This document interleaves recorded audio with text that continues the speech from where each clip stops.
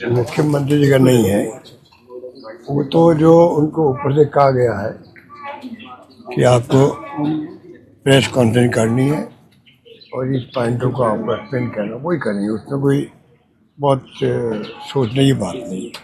Main बात है प्रधानमंत्री मोदी जी ने रात को जो संबोधन दिया देश को, आज तक किसी प्रधानमंत्री ने जिन्होंने राष्ट्र को संबोधन दिया हो उन्होंने राजनीतिक पार्टी में आलोचना नहीं करी है किसी की।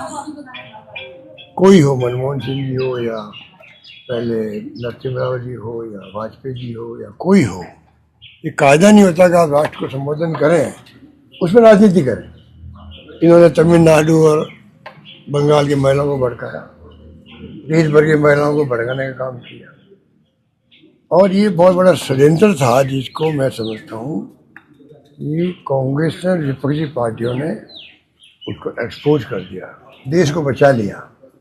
क्योंकि इनका षड्यंत्र ही था कि हम स्थायी रूप से सत्ता में कैसे आते रहेंगे, जैसे चाइना और रशिया में होता है। जहाँ पर नाम का इलेक्शन कमीशन है, वहाँ पर यहाँ भी नाम का ही हो गया है, अपन देख ही रहे हैं। यहाँ भी जुडिशरी में दबाव है, यहाँ पे भी जितनी एजेंसियाँ हैं वो इनके इशारे पे चल रही है। छापे डालती ईडी, 50 करोड़ का बॉन्ड आ गया तो छापा वापस विड्रॉ हो जाता है। तो ये 50 उदाहरण हमारे पास में है।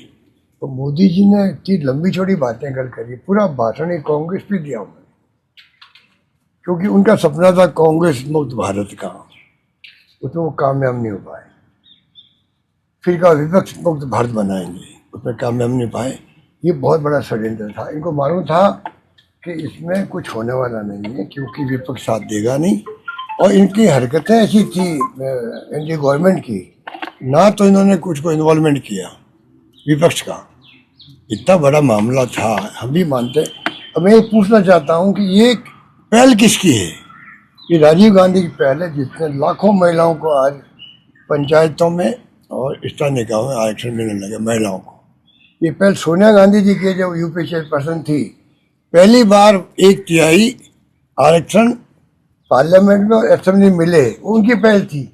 एजेंडा हमारा है, इसीलिए 2023 के अंदर हमने साथ दिया और पक्ष विपक्ष से मिलकर के इसको पास किया। उसमें अगर इनकी नीयत साफ होती तो पक्ष विपक्ष को पहले बात करते, ऑल पार्टी मीटिंग बुलाते, दक्षिण के राज्यों के मुख्यमंत्री बुलाते, प्रधानमंत्री खुद बैठ के बात करते। और जो बार बार खड़गे साहब राहुल जी कह रहे थे चुनाव चल रहे हैं, आप बीच में क्यों विशेष अधिवेशन बुलाते हो, रुक जाओ 10 दिन तक, 15 दिन तक, 29 से बात बुला लो। उन्होंने बात क्यों नहीं मानी?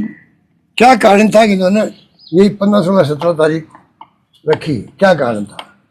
तो इसका मतलब है कि इनकी नीति ये थी कि चुनाव चल रहा है और ये पास होगा नहीं, हमें बंगाल चुनाव जीतना है। आज जो मैं उनका भाषण सुन रहा था अभी बंगाल का, पूरा उन्होंने वही भाषण दिया जो कि रात को पूरे देशवासियों को दिया था, बंगाल की महिलाओं को भड़काने का काम किया।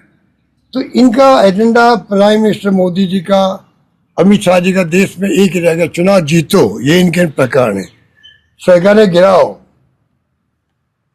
करोड़ों रुपये बांटो, हॉर्स ट्रेडिंग करो, जैसे राजस्थान में किया उन्होंने, जैसे मध्य प्रदेश में किया, कर्नाटक में किया, और महाराष्ट्र का तो सबको मालूम। आप सोच सकते हो कि जो इतने बड़े खेल खेल रहे हैं ये लोग, इनका डेमोक्रेसी में कोई विश्वास नहीं है, डेमोक्रेसी में विश्वास है नहीं। और ये चाहते हैं कि किस प्रकार इस मुल्क के अंदर स्थायी रूप से हम लोग सत्ता में आए। परिसीमन में देख लीजिए, आसाम का 37.48% था वोट शेयर, और 37.43% था उनका। हमसे कम वोट मिले बीजेपी को, और पार्लियामेंट सीटें हमारी 3 आई, उनकी 9 आई। क्यों आई? परिसीमन जो किया वो इस प्रकार से किया वो चुनाव जीते, चाहे वोट कम आओ।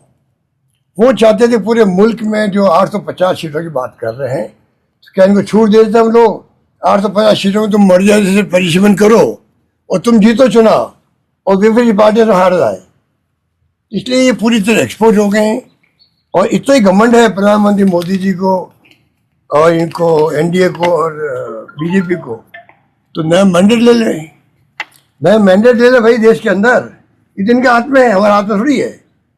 ये घोषणा करते, मैं तो उम्मीद कर रहा था कि रात को भी हो सकता है प्रधानमंत्री जी इसी इश्यू पर मैंडेट लेने के लिए आगे आ रहे होंगे, पर वो तो क्या होता, उनको दिखावा करना था, उनको चुनाव जीतना बंगाल का, रात दिन एक कर, तो इसलिए कल वो एक्सपोज हो गए पूरी।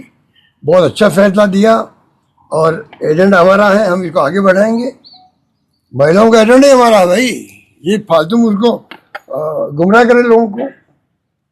कोई जवाब है इनके पास में? कभी एक नाम दिया राजीव गांधी का अपनी स्पीच के अंदर, ही कहते कि भाई मुझे खुशी है कि आपकी पार्टी के नेता जो प्राइम मिनिस्टर थे मिस्टर राजीव गांधी, उन्होंने इसको शुरू किया, तो आप साथ क्यों नहीं दे रहे हो? ये तो बोलता हूँ कम से कम आपकी पार्टी के राजीव गांधी ने पहली आरक्षण दिया महिलाओं को, शुरुआत वहीं से हुई है, और सोनिया गांधी ने इसको 3 की बात करी थी, तो अब आप साथ क्यों नहीं दे रहे हो? ये पूछते हैं विपक्ष को, फिर वो जवाब देते हैं। तो ये तमाम तरह के, मैंने कहा, एक षड्यंत्र था, उससे देश को बचा लिया है विपक्षी पार्टियों ने, कांग्रेस ने। एक सब पंचायत इलेक्शन भी लेट हो रहे हैं, करी नहीं